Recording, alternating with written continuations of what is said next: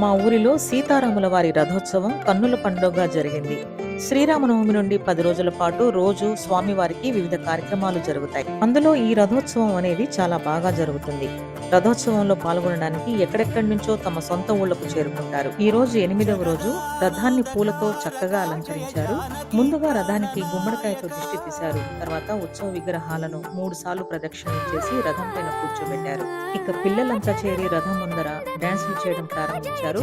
తరువాత కోలాటం గ్రూప్ వాళ్ళైతే చాలా చక్కగా కోలాట నృత్యం చేశారు. మరోపక్క టపాకాయలు కాలుస్తూ రథం కదలడం స్టార్ట్ అయింది. ఇక ఊరిలోని ఆడవాళ్ళందరము కలిసి తాడు పట్టుకొని లాగడానికి సిద్ధంగా ఉన్నాము. ఇలా స్వామివారి రథాన్ని లాగితే చాలా మంచిదంట మనకి. ఈ రథం లాగేటప్పుడు ఆ స్పీడ్ ని కంట్రోల్ చేయడానికి సండ్ర అనేది మధ్యలో వేస్తూ ఉంటారు. ఊరిలో వాడవాడలకు ఈ రథాన్ని ఊరేగింపుగా తీసుకెళ్తారు. ప్రతి ఇంటి దగ్గర స్వామివారి రథం ఆగుతుంది. అక్కడ కొబ్బరికాయలు అవి కొట్టుకుంటారు.